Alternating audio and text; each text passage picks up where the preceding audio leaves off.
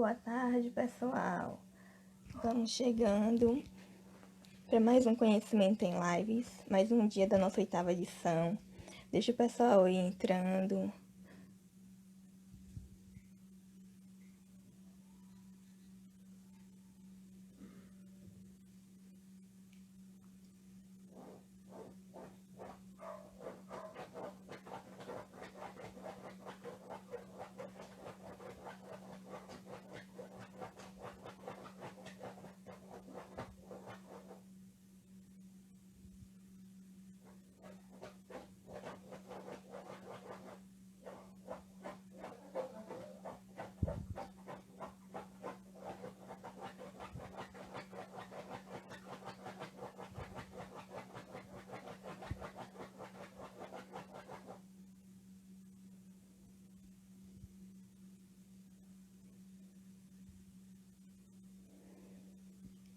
Então, pessoal, eu sou Karina Ribeiro, estudante de Pedagogia na UNEB Campus Avançado. Na nossa 8ª edição, nós vamos receber a Verena, que é terapeuta ocupacional, e ela vai conversar com a gente sobre o brincar da criança com deficiência. Seja bem-vinda, Verena. Olá, obrigada. Deixa eu só ajeitar aqui. Pronto, agora acho que não está tremendo. Boa Antes noite. de começar, Verena, boa noite. Antes de começar, vamos dar só mais um tempinho para as pessoas irem entrando na live. Certo. O som tá tranquilo? Tá ótimo. Enquanto isso, pessoal, vamos compartilhando a live com as pessoas, com os conhecidos, porque hoje o tema é de extrema importância.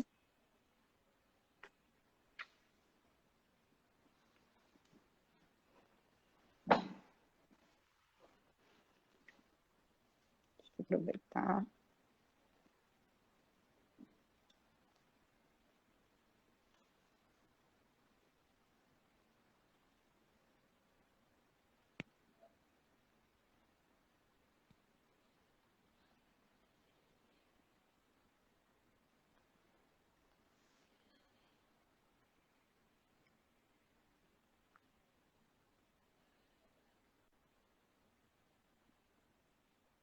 Então, Verena, nesse tempinho que as pessoas vão entrando, você poderia falar um pouquinho mais sobre você, sobre o seu trabalho? Bom, meu nome é Verena, eu sou terapeuta ocupacional. Eu trabalho com habilitação e reabilitação de crianças com deficiência, especificamente com habilitação e reabilitação neurológica e habilitação e reabilitação visual. Eu trabalho na CESAB, Secretaria de Saúde do Estado da Bahia, no ambulatório de atendimento às crianças com síndrome congênita do Zika vírus. Esse ambulatório está fechado temporariamente por conta da pandemia. O espaço do ambulatório virou enfermaria, nesse momento que a gente está vivendo. Então, a gente ainda não sabe quando os atendimentos vão voltar, quando o ambulatório vai ser reaberto. Então, nesse momento, eu estou em uma das enfermarias do hospital, no alojamento conjunto. Trabalho também na Secretaria de Saúde do município, num centro de reabilitação, atendendo também crianças, que é o Centro de Saúde Mental e Reabilitação Rubi de Pinho. E trabalho na ONG Abraço a Microcefalia, que atende crianças com a síndrome congênita do Zika vírus, e atendo em consultório particular. Então, pessoal, foi na ONG, na capacitação da ONG Abraço para a Microcefalia que eu conheci a Verena, conheci o trabalho dela e a convidei para estar aqui hoje com a gente conversando sobre esse tema. Eu acho que já podemos iniciar. É o tempo que as pessoas vão entrando, vão chamando também. Uma Então, coisa Verena, importante para você dizer, desculpe lhe interromper, bem no começo, mas você falou do curso, né? É o projeto Abraço nas Escolas, e a gente tem um projeto que a gente faz visita a todas as escolas das crianças que são atendidas, que são cadastradas na ONG, na verdade, não necessariamente que são atendidas, porque nem todas são atendidas lá. E fazemos capacitação, curso, palestra nas escolas, de acordo com a demanda das escolas. Com a questão da pandemia, surgiu a oportunidade da gente fazer nossa primeira formação online, que a gente abriu para o Brasil inteiro. E a resposta foi muito positiva. A gente não esperava uma procura tão grande, a gente não esperava um retorno tão grande. Então, a gente já está com a segunda turma pronta para ser lançada. Agora, no final de agosto, na semana, eu não sei exatamente quando é a segunda. A minha apresentação vai ser 26, que é uma quarta. Se 26 é uma quarta, quando é a segunda, ó, como eu estou bem. Então, assim, vai ser de segunda a sexta, como foi a primeira. 20 e poucos de agosto. Existe uma lista de espera, tem um link que, se alguém tiver interesse, depois eu posso compartilhar com você e você pode compartilhar, que Sim. para essa lista de espera, né, que quem se inscrever, quem demonstrar interesse, vai ser avisado antes do lançamento oficial. E daqui a pouco a gente já deve estar fazendo o lançamento oficial dessa segunda turma. Então, gente, já vão seguindo aí a página da Abraço, siga também a Verena. É uma capacitação maravilhosa, um conhecimento assim riquíssimo, não só para estudantes e profissionais que atuam na área de educação, mas para a sociedade como um todo. E então, Verena, para dar início, né, como é esse brincar dessa criança? Das crianças, na verdade, né? O brincar é para todos, embora exista ainda na sociedade um estigma em relação ao brincar para as crianças, e talvez seja ainda maior em relação à criança com deficiência.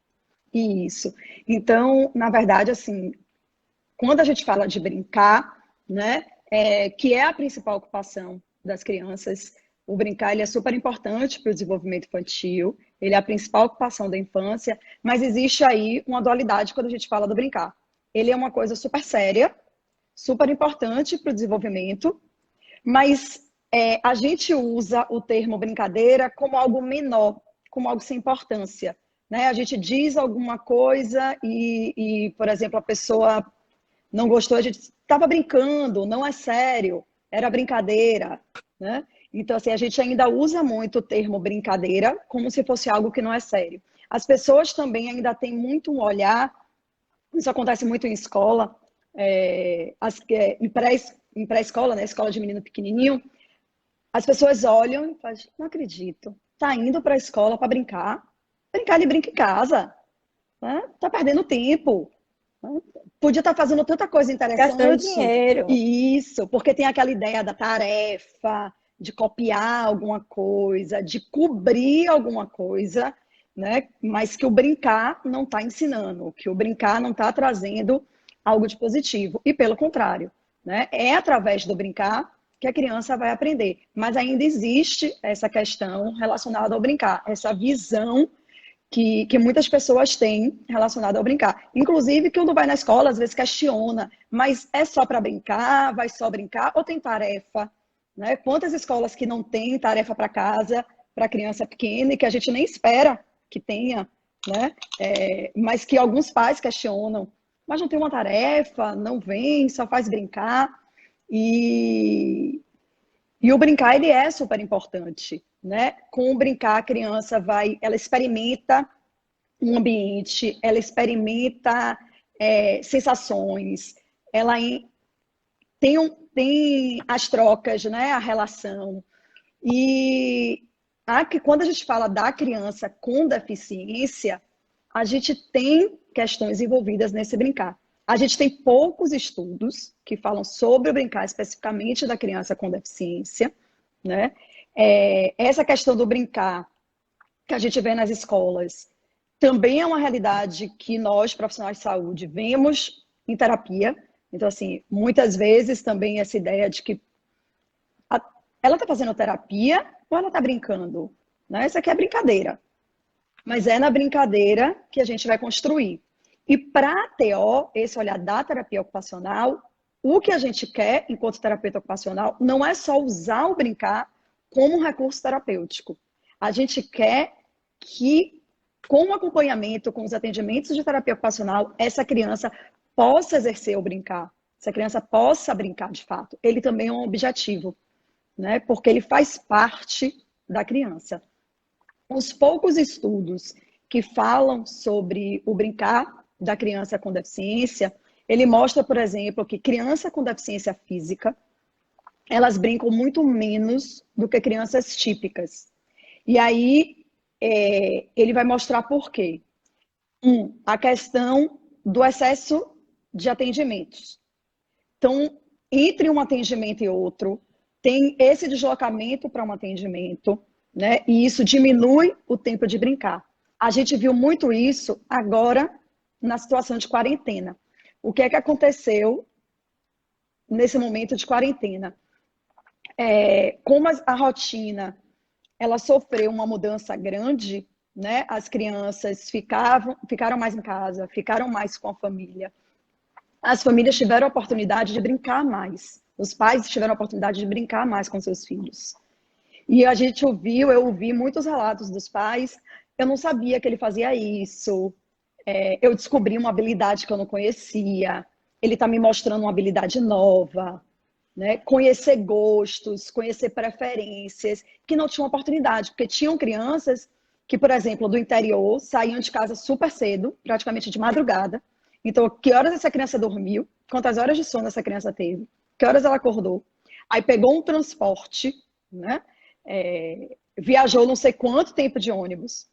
Pode ter tirado uns cochilos, mas não é aquela mesma coisa de você dormir na sua cama, na sua casa, né? Então chega cansado.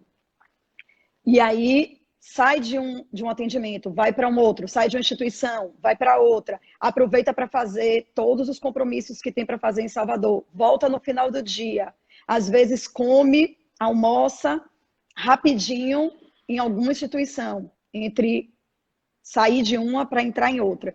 Quando chega em casa, chega cansado, às vezes já dormindo, e aí essa criança brincou que horas? Esses pais interagiram com essas crianças, sentaram para brincar com essas crianças em que momento, né? Final de semana aparece, mas aparecem também vários compromissos, né? Várias atividades que muitas vezes essas mães, né? Eu vou falar muito de mãe porque é a realidade que a gente encontra mais, né? A presença das mães, tanto nos atendimentos, em terapia, na questão da saúde, quanto nas escolas. Né? São as mães, geralmente, que a gente mais encontra. Cada vez mais os pais estão participando, que bom, e que isso vem a aumentar, mas ainda é uma realidade que a gente encontra mais a presença feminina. Então, as crianças têm poucas oportunidades para brincar. Tem muito esse brincar dirigido. O brincar na escola por alguma proposta pedagógica, um brincar direcionado.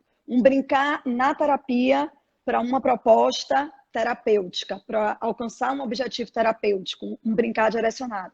Mas esse momento desse brincar livre em casa, de escolher o brinquedo que gosta, de mostrar qual é a brincadeira. E se a gente pensar, por exemplo, em crianças com uma questão motora grave,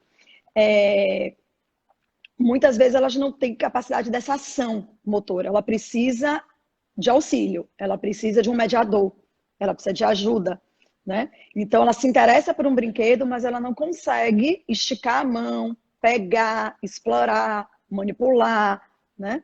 E muitas vezes essa criança passa de desinteressada, que ela não se interessa, que ela não quer brincar. Então eu vejo muitos relatos também, quando eu pergunto, e aí, como é a brincadeira em casa? Me conta, o que é que ele mais gosta de brincar? Como é? Assistir televisão, ver vídeo no celular, ver vídeo no tablet.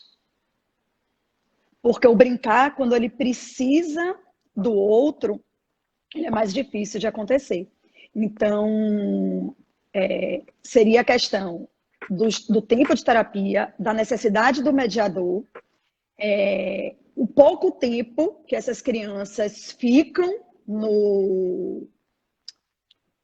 na brincadeira, que elas começam e vão até o final, porque elas podem perder o interesse, né, rápido. Quando a gente fala, por exemplo, de uma criança com uma baixa visão severa ou uma criança cega, né, é uma realidade também que eu vejo quando eu atendo uma criança com baixa visão, por exemplo, que eu vou avaliar. E aí eu pergunto, e aí, como é a brincadeira? O que é que ele gosta de brincar? Me conta. Ah, ele não gosta de brinquedo, não. Eu mostro para ele, não vejo reação nenhuma. E aí, na avaliação, quando eu mostro o brinquedo E esse brinquedo é apresentado em uma distância que essa criança dá conta de perceber visualmente, no campo visual que ela dá conta, né?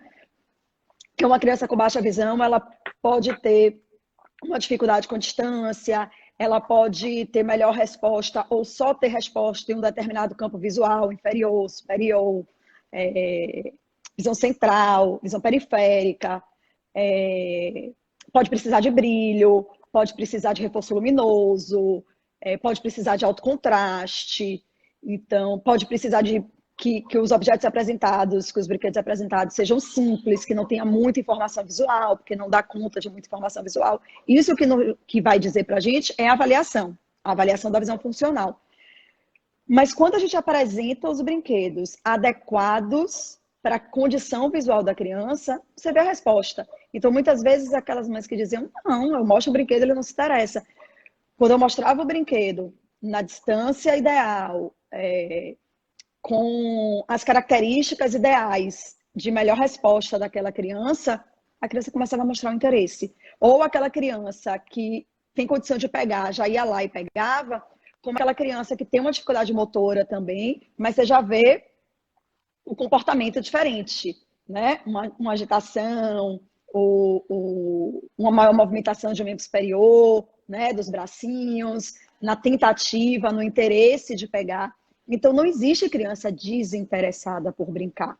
Se ela está desinteressada por brincar, a gente tem que descobrir cadê essa motivação. E aí a gente tem que ajudar essa criança, né, a motivá-la para a brincadeira, porque a brincadeira faz parte de ser criança, né, e ajudar essa criança a realizar a brincadeira. Quando a gente fala, por exemplo, de crianças cegas, a mesma coisa, né? Você pensar, mas eu vou mostrar um brinquedo, ela não está vendo, ela não conhece, ela não sabe a função. Como é que a gente aprende a brincar? Né? Vendo o outro.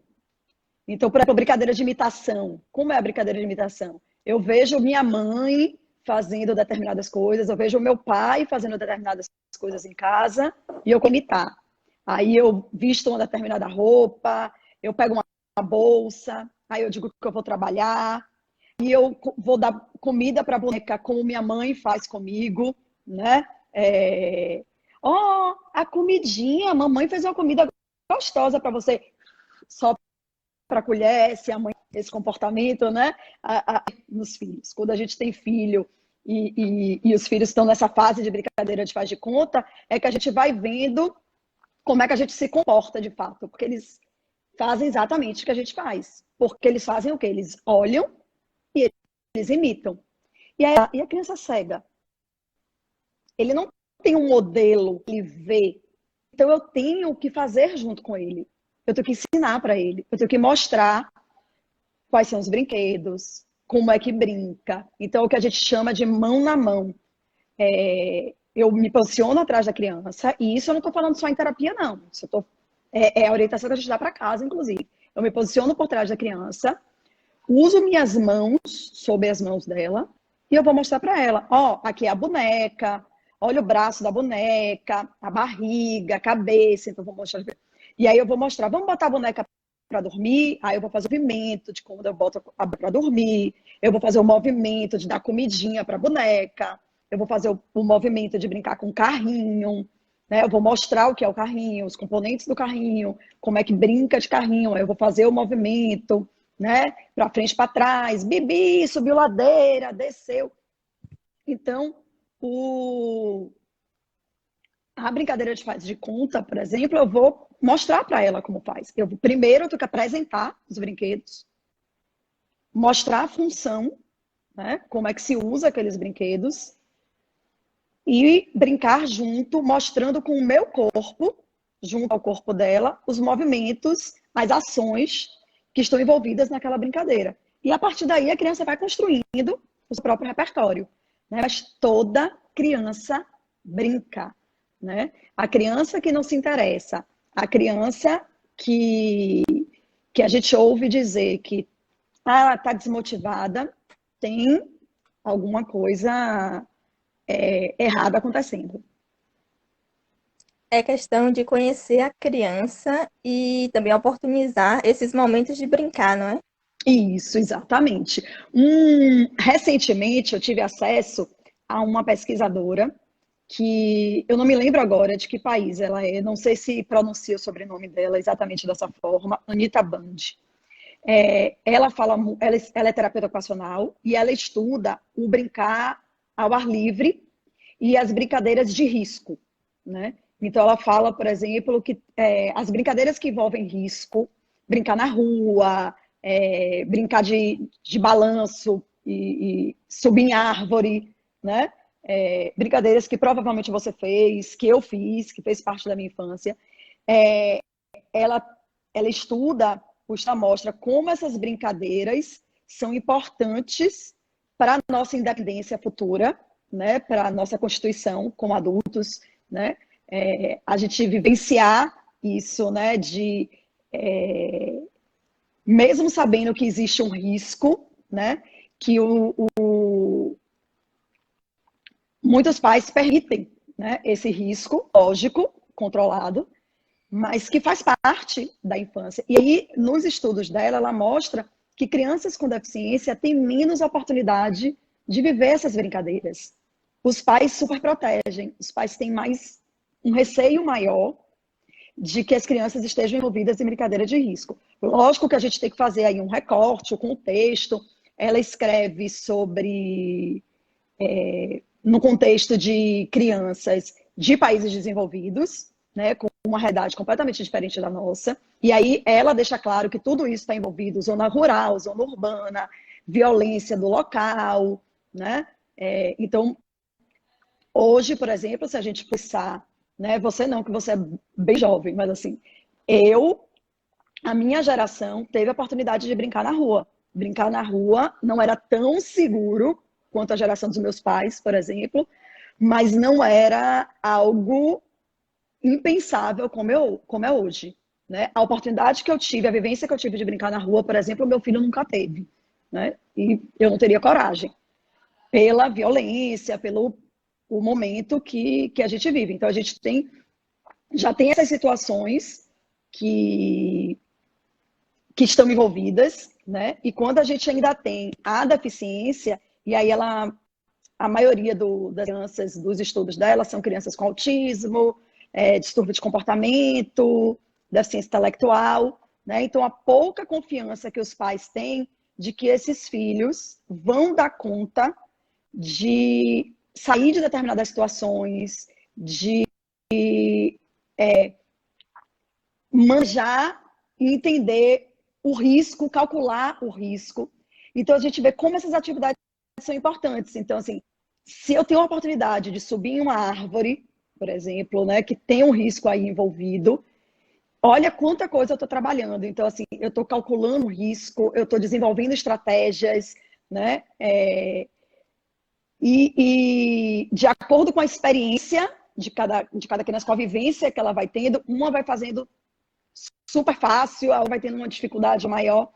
E aí a gente pensar que tem crianças que não têm oportunidade, né? E ela tem estudos também que falam de brincadeiras de parquinho. Brincadeiras, quando ela fala parquinho, ela está se referindo ao ar livre. E aí ela fala também dos parquinhos na escola, né? Das áreas ao ar livre nas escolas para brincadeira.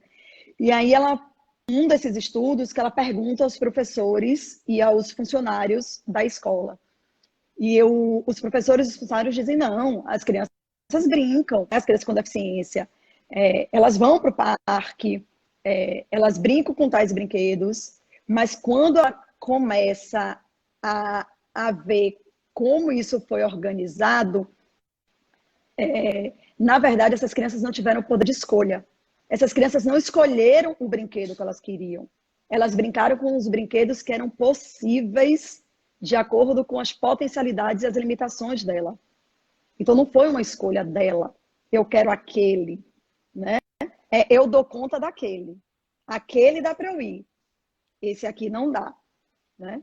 E são essas questões que eu acredito que a gente tem que pensar, né? Se a gente realmente fala de inclusão, de uma sociedade inclusiva, a gente tem que ter espaço para todos, né? E que essas crianças elas tenham poder de escolha, né? Que elas possam brincar e a gente possa adaptar esses espaços para que elas possam brincar. Então, tem a questão, né, que essa pesquisadora ela mostra menos tolerantes para atividade de risco. As crianças, na verdade, têm menos oportunidades de brincadeiras e elas têm menos oportunidade de escolha de brincadeiras e de brinquedos, né? E a gente precisa mudar essa realidade. Né? Verena, tem uma pergunta aqui. Uhum. No caso dos brinquedos, a informação visual também é interessante para os autistas? Já existem brinquedos com esse parâmetro? No caso, ela pergunta em relação, no caso, a muito ou a pouca informação visual. Ah, tá. As informações. Eu não sei se eu entendi exatamente a pergunta. Ela está aqui. Repete ela para mim, se você Aqui. conseguir localizar, A né? informação visual. Achei. A informação Ah, tô vendo aqui. visual também é interessante para os autistas? Já existem brinquedos com esse parâmetro? Ah, tá. Não. Quando a gente fala de autismo, existem crianças que têm uma busca, né, pelos estímulos visuais, e aí a gente pode usar isso nos brinquedos. E existem crianças, inclusive, que não usam a visão.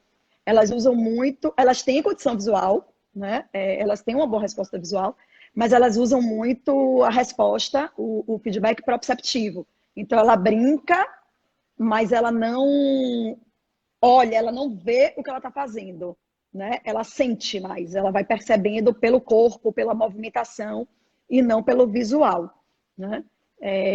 Então, isso é uma característica individual de cada criança. Quando a gente fala de autismo, a gente vai ter respostas, vai ter comportamentos muito diferentes entre uma criança e outra. Essa busca visual, por exemplo, pode estar muito presente em uma criança e pode não estar presente em outra criança. Então, não tem como assim a gente generalizar. Tem uma pergunta aqui de Daniela. A superproteção dos pais prejudica o desenvolvimento da criança? Com certeza, é isso que o estudo de Band mostra, né? Que a gente precisa experimentar. A gente precisa experimentar com o nosso corpo. Então, a brincadeira traz a oportunidade de vivência corporal, sensações, interação. E quando a criança é privada da brincadeira, ela não vai conseguir desenvolver essas habilidades que são importantes para o desenvolvimento. Então, a superproteção vai trazer prejuízos para o desenvolvimento. E é compreensível, né, essa atitude de superproteção dos pais, é perfeitamente compreensível, mas a gente tem que mostrar a importância das crianças vivenciarem, a gente tem que estar junto, né, ouvindo, acolhendo esses receios, esses medos, né, e construindo junto a parceria, as possibilidades, né?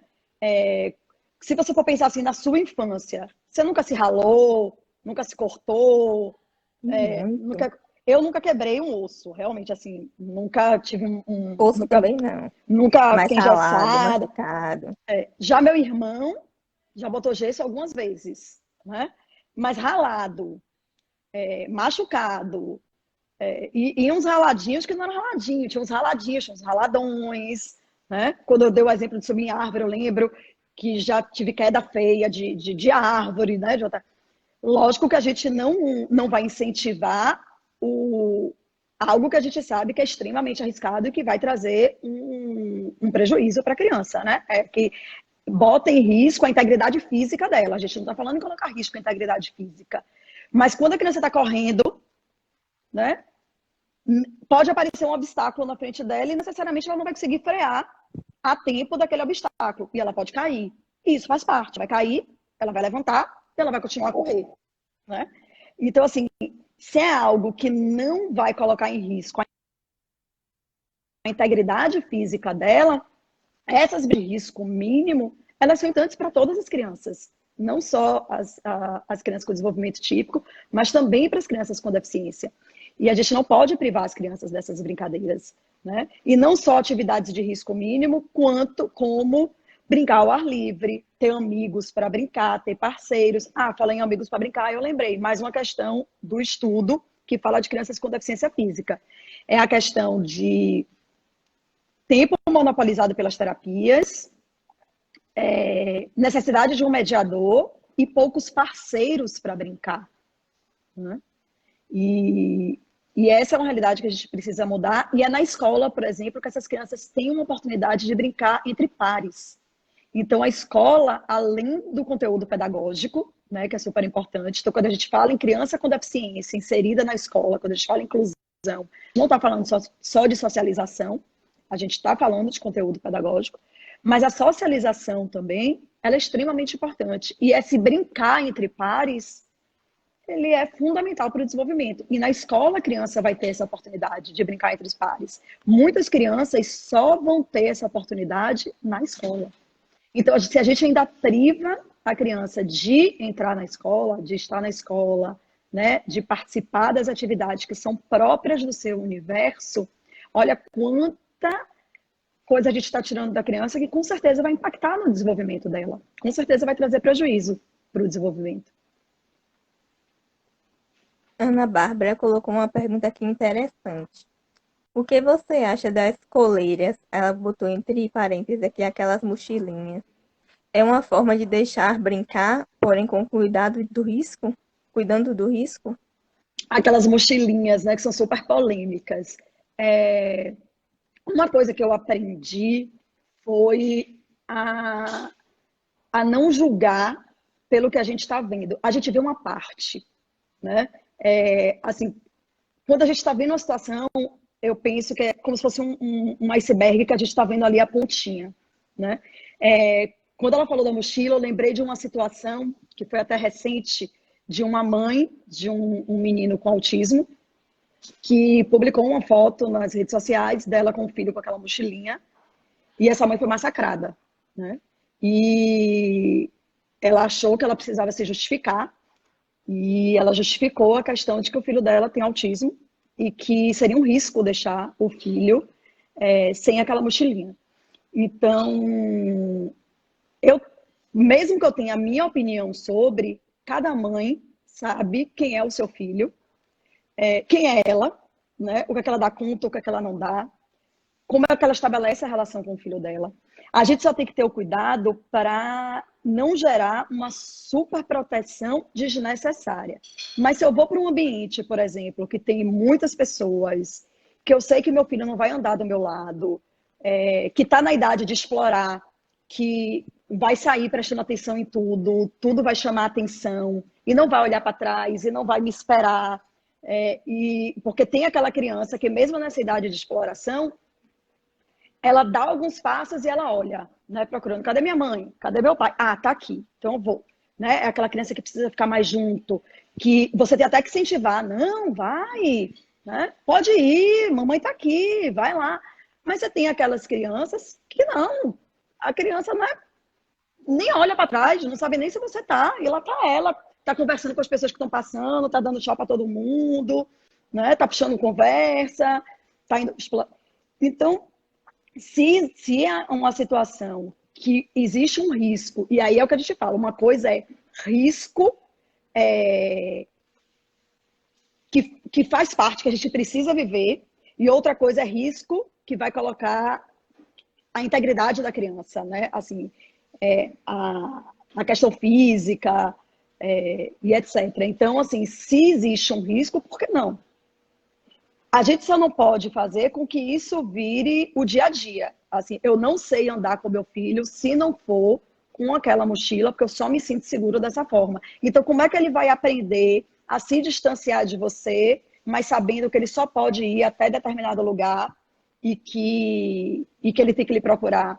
Né? Como é que ele vai desenvolver as habilidades necessárias? Como é que ele vai pensar em estratégias? Então, para ele desenvolver essas habilidades, ele precisa ter uma certa autonomia. Se eu tiro sempre dele essa autonomia, é complicado. Agora, a gente vai ter situações especiais onde a criança, naquele momento, não tem condição de ter autonomia, ou naquele momento ela não tem habilidades que são anteriores a isso, e que não é naquela situação que eu vou desenvolver, não é numa situação de risco que eu vou dizer, não, ele não tem, e aqui é que eu vou, né, assim, no olho do furacão, vamos ver o que acontece. Não, eu preciso trabalhar algumas questões antes em ambientes que não ofereçam risco, para aí eu pensar em lá na frente, em um ambiente com muitas pessoas, em um ambiente muito aberto, em um ambiente ele possa estar sem a mochilinha. Agora, ela não pode ser aquela coisa de eu só faço com. Senão a criança, ela nunca vai saber como agir em uma situação onde não tem alguém ali controlando ela o tempo inteiro.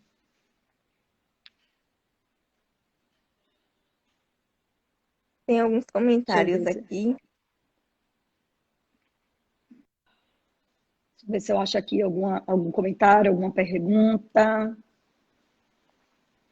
Até Ana Bárbara colocou aqui. Até as escolhas dos brinquedos passam pela seletividade social e não pela equidade. Como? A escolha dos brinquedos, desculpa, é que eu estava lendo outra pergunta. A escolha dos brinquedos. Deixa eu ver se eu acho aqui. E uma questão de falar de escolha de brinquedo, assim, o ideal é que a criança faça a escolha, né? Então, assim, que a criança mostre. E a criança, quando eu falo de é uma coisa importante também colocar. Uma coisa é a função. Quando eu falo de função, assim, eu não vou pegar uma boneca, por exemplo, e transformar em uma baqueta. Então, assim, a boneca não é para eu brincar produzindo som. Não é nem transformar uma baqueta, porque se fosse para transformar uma baqueta, da função de baqueta, tudo bem. Mas, assim, às vezes, se você vê, né, uma criança que você dá um brinquedo, ela pega o brinquedo e faz. Para fazer, ela pega o brinquedo e sacode.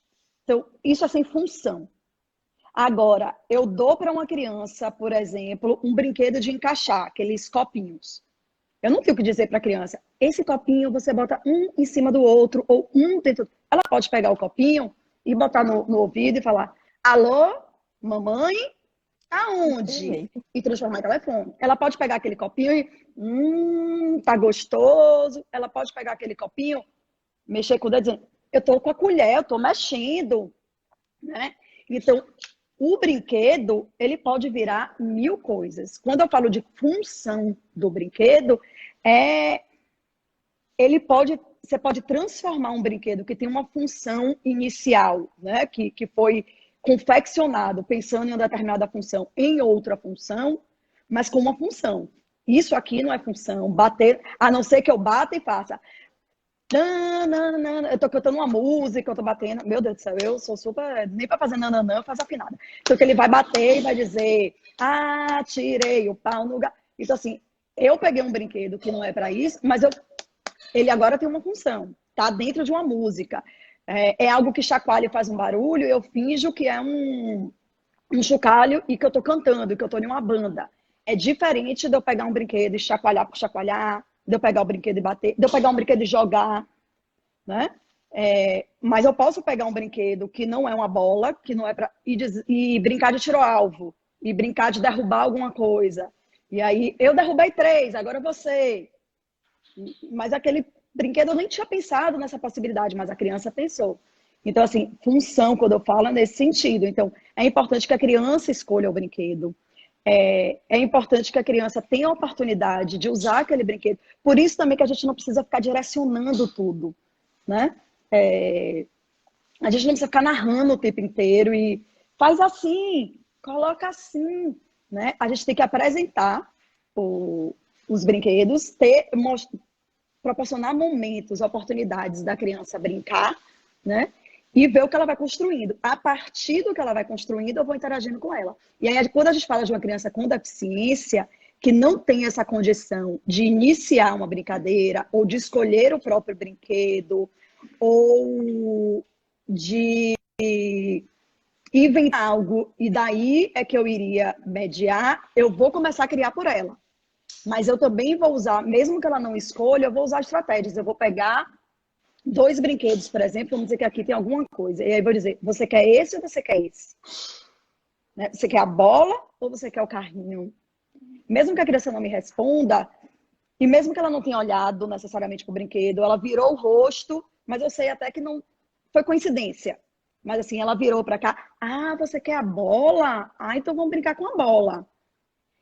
Se ela naquele momento não tem condições de iniciar uma brincadeira, de inventar a partir dessa bola, eu vou ser esse motriz dela, né? Eu vou ser essa força Estimular. motriz.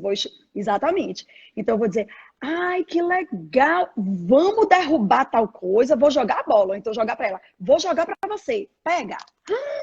Pegou, joga para mim agora, joga. Aí ela não joga. Aí eu vou lá, pego, trago para mim, ou pego a mãozinha da criança, dou uma empurradinha, jogou para mim, peguei, não acredito, vou jogar para você, abre a mão, cadê? E aí a criança vai, e aí eu vou vendo como ela vai respondendo. Se a criança não demonstra satisfação nenhuma, talvez eu precise mostrar outra brincadeira, ou outro brinquedo, ou transformar aquela brincadeira em algo mais interessante, mas em um momento ela vai me mostrar o que é que ela gostou. Ou por uma movimentação maior, ou por um sorriso, ou por uma vocalização, né? Mas ela vai me dar um feedback. E aí, na hora que ela me der esse feedback, eu encontrei meu caminho. Então, vamos, né? Então, não é porque ela não começa que eu não vou oportunizar ela de brincar. Né? E não é porque nesse momento ela não tem condições de escolher que eu vou chegar e já dar tudo pronto. Né? E essas questões de se eu vou dar 2 brinquedos para escolher, 3, se eu não vou dar opção de escolha, até quando eu vou e que momento eu paro, tudo vai depender das respostas que a criança vai me dando, do comportamento que ela vai apresentando. E se hoje eu preciso fazer determinados, mediar de determinada forma, talvez daqui a algum tempo ela já tenha desenvolvido determinadas habilidades, e aí eu tenho que sempre ficar atenta para saber até quando eu preciso continuar, porque o objetivo não é que eu faça por ela, né? Então, enquanto ela precisar, eu vou fazer.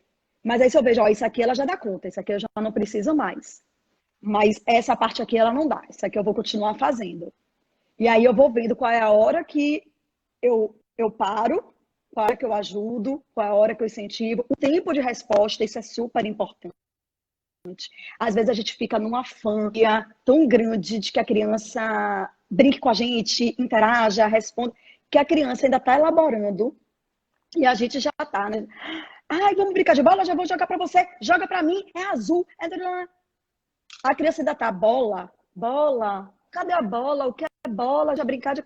Ela ainda está em bola e eu já estou. Joga de volta! E veio! E não sei o quê!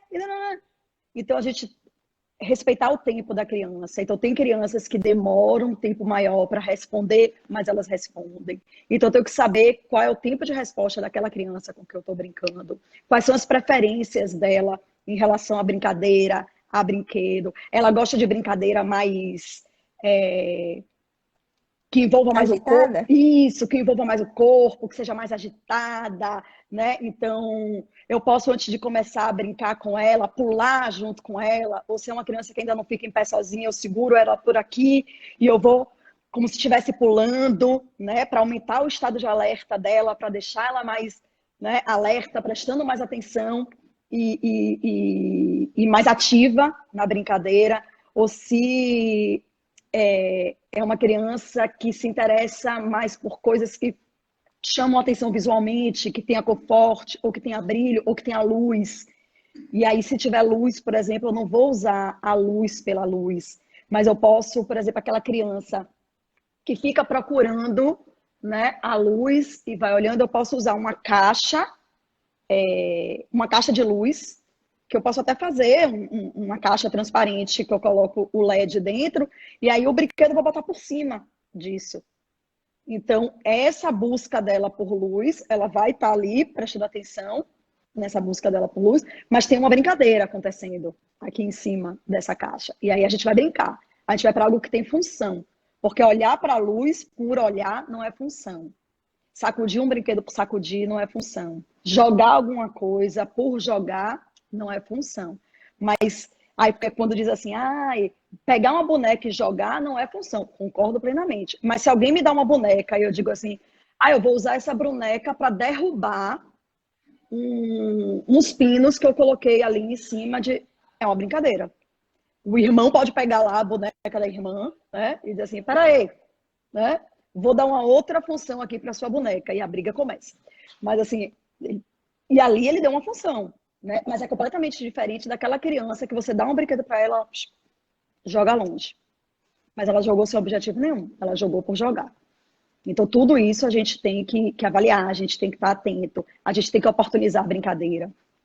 Quando a gente fala de brincadeira, necessariamente não é brinquedo, né? A criança brinca com outros objetos que não brinquedo, a criança brinca com o corpo, e aí eu não estou falando de estereotipia. A criança, a interação, bebê, então, a gente fica conversando, cantando música, né? Fazendo careta para imitar, isso é brincadeira. Então, brincadeira não é só brinquedo. Não precisa daqueles brinquedos. Se tem brinquedos daqueles super caros, cheios de função, ótimo, mas eles não são essenciais. Inclusive, tem uns que têm função demais, que tem ação demais, que já está tão pronto que a criança não cria.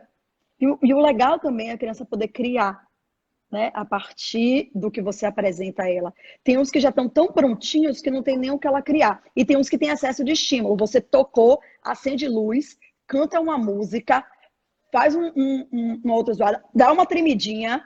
Então, assim, a criança mal tocou, vibra, aí faz. E a luz fica piscando, aí ela fica, sabe? Ai, meu Deus, é o estímulo visual, é o auditivo, é o que está acontecendo aqui. E às vezes a criança nem tem mais interesse em brincar daquele brinquedo, né? Ou ela continua buscando, mas aí ela vira, aquilo também não traz um isso para ela, porque é tanta informação, ela não dá conta de organizar aquelas informações todas. E aí, falando tanto de criança com deficiência quanto criança típica, a gente tem que ter muito cuidado com esses excessos de estímulos, né? O estímulo é extremamente necessário, mas nem 8 nem 80. Nem sem estímulo nenhum, nem com um monte de estímulo. Tem uma pergunta aqui do Arilson. Você concorda que toda brincadeira ou jogo deve ter um objetivo? Sim, um objetivo, a gente pode estar falando da função, né? Acho que a gente pode usar como um sinônimo. Então, sim, né? Eu vou brincar de bola, eu vou fazer gol, eu vou jogar a bola de um para o outro. Não necessariamente o objetivo de, como assim, os jogos têm regras, né, muito bem estabelecidas. Então, não é necessariamente o objetivo de toda brincadeira a gente estar jogando bola e a bola não pode cair. Mas toda brincadeira tem um porquê, né? E tem uma função que eu estou dando. Então, o objetivo eu estou brincando de boneca. Meu objetivo é fazer ela dormir, é dar comidinha para ela. Eu estou usando aí o objetivo no sinônimo de função. Mas porque tem a questão das brincadeiras e tem a questão dos jogos, né? E aí os jogos são aqueles que têm regras bem estabelecidas e que eles também têm uma importância para o desenvolvimento infantil, né? Essa questão da vivência das regras, o que pode, o que não pode, o objetivo daquele jogo, né? Mas toda brincadeira tem uma função. Tinha uma pergunta aqui de Marta, e ela estava acrescentando justamente isso. E sempre tem que ter uma função, as brincadeiras. Sim, sim. Não função que eu tô falando, a brincadeira ela tem que ter um sentido, né? E você tem que dar função àquele brinquedo. Então, e aí pode ser o que a criança inventar. Foi como eu dei o exemplo daqueles copinhos de empilhar. Ela pode empilhar, ela pode colocar um dentro do outro, ela pode transformar em telefone, ela pode bater para cantar uma música, ela pode brincar de jogar para outra criança e a criança jogar de volta para ela. Ela pode usar para derrubar os outros copinhos que ela bota na frente. Assim, ela pode inventar várias brincadeiras a partir dali, mas ela tem que dar dando uma função para aquele objeto, para aquele brinquedo. Aqui. Uma outra pergunta ainda em relação a isso. O objetivo, função, é a partir de quem brinca? Sim, se a criança, o que eu estou falando, se a criança tem condições de criar e de dar uma função para aquele brinquedo, é ela que vai fazer isso. Agora, se aquela criança que eu apresento o brinquedo, né, por conta de alguma alteração de desenvolvimento, eu apresento aquele brinquedo, ela olha aquele brinquedo e ela não sabe o que fazer com ele, eu vou apresentar possibilidades. Eu não vou dizer é assim e ter que brincar dessa forma e somente dessa forma. Eu vou apresentar várias possibilidades para ela. Apresentar. Ou, como eu dei o exemplo, se eu estou falando de uma criança com baixa visão severa, ou uma criança cega, né, que não percebe visualmente aquele brinquedo e que ela ainda não conheceu, porque é dentro daquela criança que já explorou, que conhece, então ela vai brincar, ela vai chegar lá, ela vai pegar, ela vai explorar aqui, a boneca. E aí ela vai brincar de boneca, mas porque alguém já ensinou, né? Alguém já mostrou. Então, se eu preciso mediar, se eu preciso mostrar para a criança as possibilidades daquele brinquedo, eu vou fazer isso, né? Se é uma criança que não tem condições nesse momento. Porque o que não pode é ela ficar sem brincar. Mas se ela tem condições de fazer isso por ela, é ela que vai dar função àquele brinquedo. Porque às vezes eu posso estar. Isso inclusive acontece, às vezes eu apresento com pensando em algo. Não, eu vou pegar esse brinquedo aqui e vou mostrar para ela para a gente brincar de tal forma. E aí, quando eu apresento o brinquedo para a criança, ela brinca de outra completamente diferente. Ou, não sei se alguém, provavelmente, né? Quem tem filho já passou por isso. Eu me lembro um dia das crianças que eu comprei um presente que eu tinha certeza que meu filho ia amar, que era um posto de gasolina. Ele tinha um carro, que era um carro que ele entrava, ele que dirigia tudo. E aí eu disse, não, ele ama esse carro, ele vai amar o posto de gasolina, né? E eu estava numa expectativa muito maior do que ele. Então, era uma caixa enorme, né? Que tinha um posto de gasolina plástico dentro. Ele vai poder colocar combustível nesse carro, né? Quando ele abriu o brinquedo, ele passou o dia brincando com a caixa. Ele entrou da caixa, ele saiu da caixa, ele colocou coisa dentro da caixa, a caixa virou escola, a caixa virou shopping, a casa virou. A casa virou várias. Ó, a caixa virou várias coisas. Ele fez várias brincadeiras super criativas com a caixa. Ele nem olhou para o posto. Então, assim, ele escolheu, ele fez. Agora, teve um objetivo, assim, tinha uma função. Mesmo que fosse entrar e sair, tinha uma brincadeira, era entrar na caixa, ver como é que ele ia caber, aí ele se ajeitava, aí ficou lá dentro, aí aparece, aí brincou de esconder e aparecer, né? Então, assim, ele deu função para aquilo, né? E aí, às vezes, a gente vai com toda uma expectativa e achando que vai brincar de uma forma e a criança vem por outro caminho. E não cabe a gente dizer, não, tá errado, isso aqui é caixa, é para brincar aqui. E mesmo que fosse, por exemplo, o posto tem a bomba, né? Que você tira. Ele podia pegar também aquela bomba, colocar na boca e dizer, é um microfone, eu vou cantar. Microfone. Mas está dando uma função àquele brinquedo, né? De algo parecido que tem o sentido. Né? Então ele podia pegar aquilo ali, botar na boca e dizer, agora eu vou cantar, vou apresentar um show.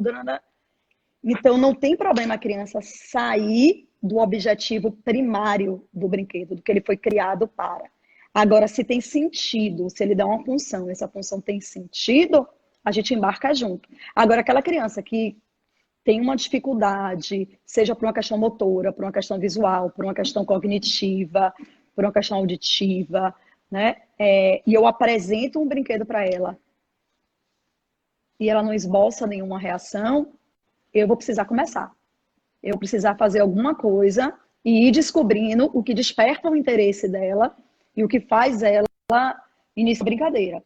Mas eu vou ter que começar de alguma forma, né? Até ela ter condições de participar da forma dela. E talvez ela precise dessa mediação durante muito tempo, ou ela precise dessa mediação sempre, né? Não necessariamente de fazer por ela, nem de mediar todas as etapas, mas ela precisa de mediação. Que ela perca o interesse, aí eu tenho que voltar, né? E eu tenho que... Cadê? Caiu aqui, você botou do lado. Vamos procurar de novo, né? E aí, de repente, ela se interessa novamente. Mas essa ideia também de que se eu mostro A criança não esboça. Ah, não quer brincar, não? Deixa lá. A criança vai passar a vida olhando para frente, olhando para o teto, ou vendo TV. Qual a brincadeira dela? Assistir TV. Assistir TV não é brincadeira. E nenhuma, por mais que a criança goste, quando você apresenta a tela, né? E tela, a gente sabe, até 2 anos de idade não é recomendado pela Sociedade Brasileira de Pediatria. Depois de 2 anos, limitado o tempo. Estudos mostram risco de obesidade, risco de alteração de comportamento, de aprendizagem, mesmo aqueles aplicativos que é tipo quebra-cabeça, achar os iguais, é passivo, é diferente o que a criança precisa fazer quando ela está fazendo com um brinquedo real, né? Mesmo a criança que curte, né? Que a gente sabe que hoje as crianças gostam bastante, né? De TV, de celular, de tablet, de game, mas nenhuma criança recusa 100%, fica só nisso e não brinca. A não ser que exista alguma questão aí que precisa ser investigada. Porque senão não existe. Mas a gente tem muitas crianças com deficiência que a única brincadeira delas é assistir televisão. E muitas vezes elas não estão nem assistindo. Porque aí quando você vai ver, está posicionada de barriga para cima, olhando para o teto e a televisão está aqui na frente, ela não está nem vendo a TV. Ela está ouvindo. E se realmente ela está ouvindo, porque às vezes a televisão está ligada, ela está ouvindo a TV, mas ao mesmo tempo tem um liquidificador ligado na cozinha, tem alguém falando aqui do lado dela, tem outras coisas acontecendo na casa. Então, a gente não sabe nem se de fato ela está prestando atenção e entendendo o que é que aquilo que ela está ouvindo quer dizer, né? Linley comentou aqui que em relação às telas são usadas como válvula de escape para os pais. Uhum. O risco da tela é exatamente esse. Porque muitas vezes o que é que acontece? Você vai dar comida para a criança, né? Criança pequena. A criança não quer comer. Você bota uma tela na frente, ela fica. A colher vai se aproximando, ela abre a boca, não tá nem vendo o que está chegando, mas porque ela não quer parar de olhar ali. Aquele negócio tá chamando super atenção. Aí quando você vê ela comer o prato todo, de repente, ela já tá assim, não tem nem tá vindo colher, e ela. Porque ela vai fazendo o movimento, ela já viu mais ou menos o tempo, e aí ela tá. E não tem nem mais comida. Isso tudo é ruim, né?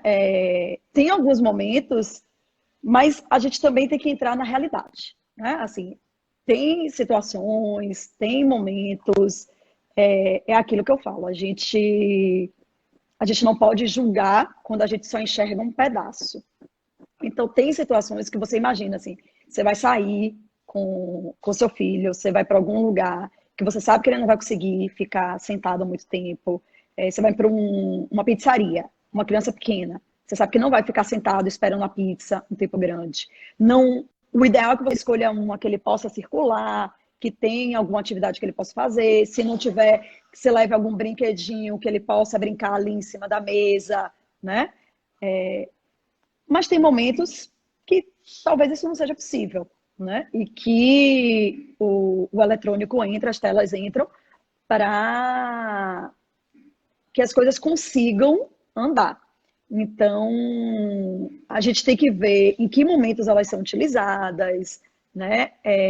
Se é algo esporádico, no quebra-galho, naquela é para me salvar, ou se é algo que já faz parte da rotina, ou se também é algo que já virou barganha, tipo, a criança até ficaria tranquila, mas aí ela sabe que se ela começar a tocar o terror, alguém vai chegar, toma o tablet. Então, ao invés dela dizer, mãe, você me dá o tablet? Ou ela até diz, mãe, você me dá. Agora não. Ela já sabe, já sei. Toca o terror, aí vai dizer, toma o tablet. Quer ficar quieto. Então, assim, a gente tem que ver como é que são as relações, qual a relação que a criança estabelece com aquilo, qual a relação que o adulto estabelece com aquilo em relação à criança, né?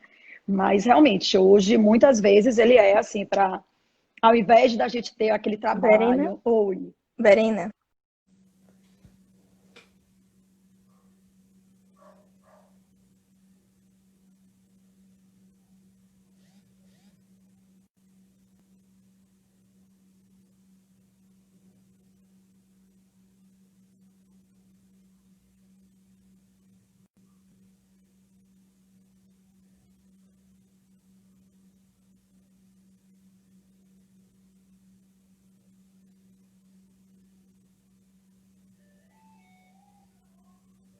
Então, gente, passou muito rápido. Deixa a Verena chegar e as pessoas que estavam também na outra live.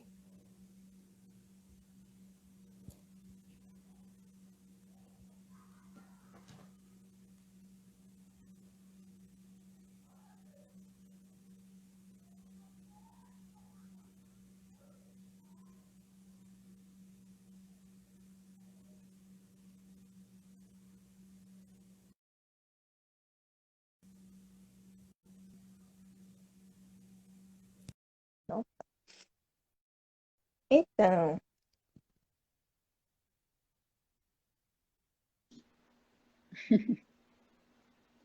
passou super rápido, Foi. muito rápido. Então, Verena, para você concluir a fala, a gente encerra a live. Também na outra live eu vi que tinha uns comentários aqui. Também tem um convite novo para você, que acabou surgindo. Pronto, então, assim, eu fiquei feliz com o convite, né? É importante a gente falar sobre brincar, principalmente falar sobre o brincar da criança com deficiência. A gente precisa de mais estudos relacionados a isso.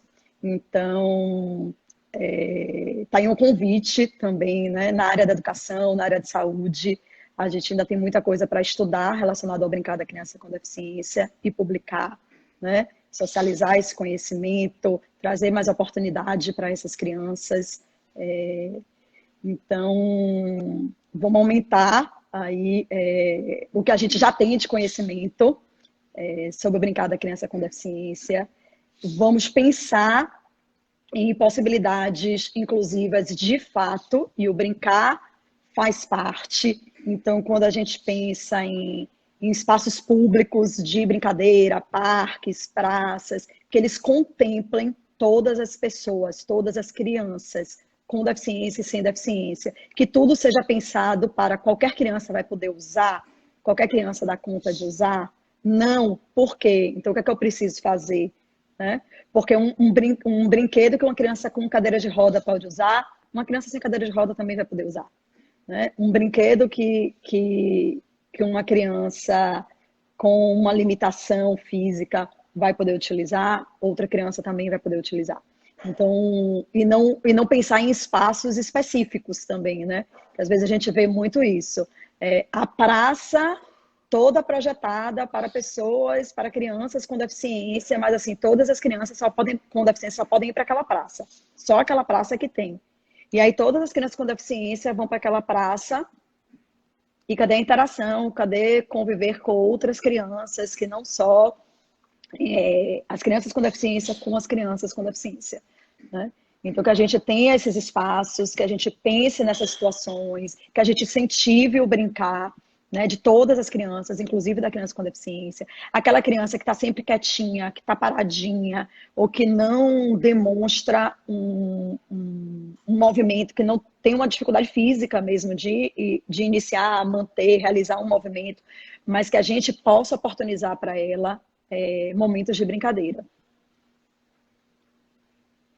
Então, Verena, as meninas estão aqui sugerindo, né, que você voltasse em outro momento, mas dessa vez pelo Instagram da Brinquedoteca Cora Coralina, que pertence aqui à unidade também de Lauro de Freitas. Tinha muitos comentários elogiando a live, fazendo também colocações em relação às suas falas, à sua fala. E eu queria agradecer por você ter aceitado prontamente esse convite e deixar aqui para o pessoal, né, quem puder, quem se interessar, que eu acredito que depois dessa live de hoje, com certeza vai ficar aquele gostinho de quero mais. Conheça o trabalho da Abraço, se inscrevam na lista de espera do curso de capacitação, que é muito bom.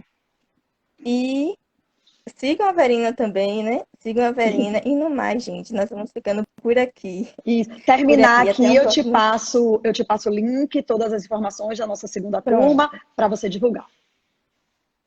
Eu vou colocar na bio do Instagram. E, no mais, muito obrigada, Verena, em nome de todos os estudantes da UNEB Campus Lauro de Freitas. Nosso espaço está aberto para você e também para outras colegas que queiram participar. É muito importante essa discussão, não só para a área da educação, mas para a sociedade de um modo geral. E é isso. Obrigada. Ah, e Ah, lembrando, gente, amanhã, às 18 horas, tem uma live musical com Rodrigo Metais. Então, amanhã também nós esperamos vocês aqui. ok. Tchau, gente. Obrigada. Tchau, gente.